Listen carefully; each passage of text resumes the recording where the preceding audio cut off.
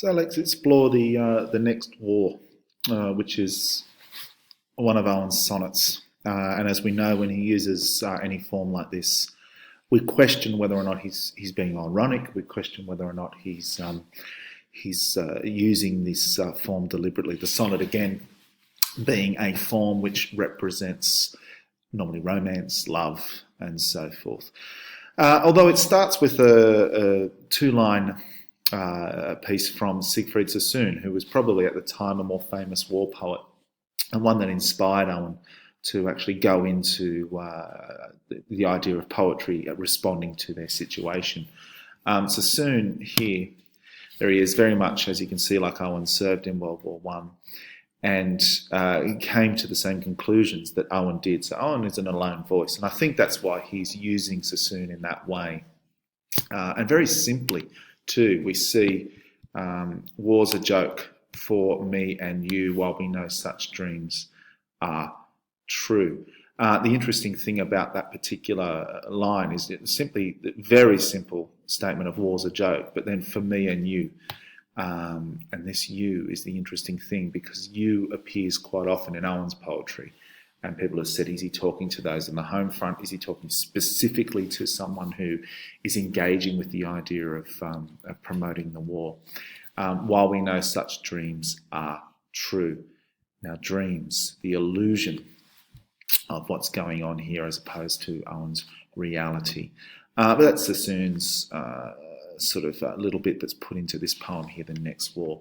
Let's have a look at it ourselves. And here we have, as you've seen, this guy, the Grim Reaper, JPEG there of him. Now, the Grim Reaper is the physical personification, the manifestation of death, the way we as a culture see death, a Grim Reaper, a hooded figure with a reaping sword. They're usually it's used to take the heads off things like wheat and all that before we had headers and so forth, as you have now in farming.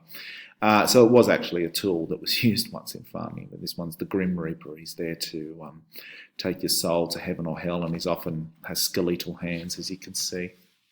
But that image, we get a little bit about the scythe here, which is this bit here. We get a little bit about that in Owen's poem, but let's have a look at it. And we'll move the old Reaper down. We'll just hide him away so he doesn't take too much of your attention away. Out there, we've walked quite friendly up to death, death having that capital letter, there he is, personification. We've walked, so Owen and all the soldiers, sat down and eaten with him, cool and bland. This is a nonchalance. There's a nonchalant reality to it. Pardoned his spilling mess tins in our hand. Now, here's an interesting line, this one here. We've sniffed the green, thick odour of his breath. Where else have we seen green? Where else we consider green, thick odour and the breath of his? Dolce decorum est. There's a link. Our eyes wept that our courage didn't writhe. He spat at us with bullets and he's coughed shrapnel. So just like the green death of that, the instruments of war are the instruments that death has with him, and we've laughed at them. Now, that laughter, much like Insensibility and a few of the other poems, is devastatingly ironic, because if death is this personification of kindness and niceness, then he is the opposite of life.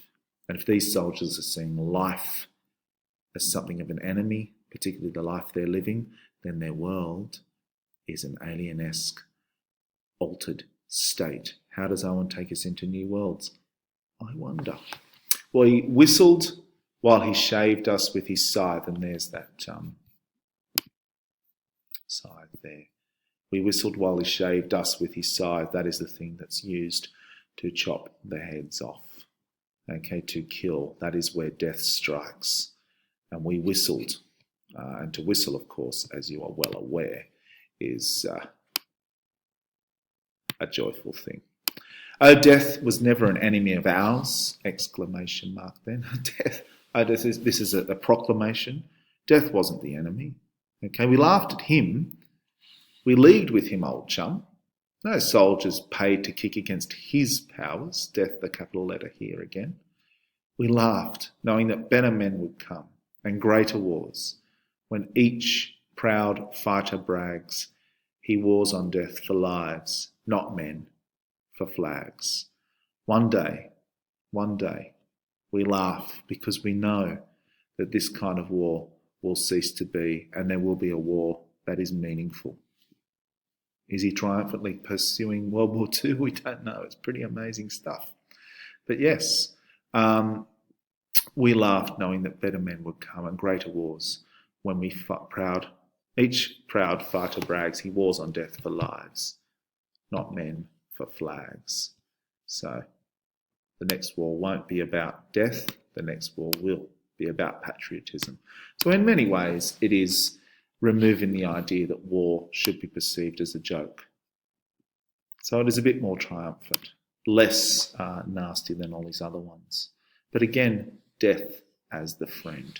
An interesting one.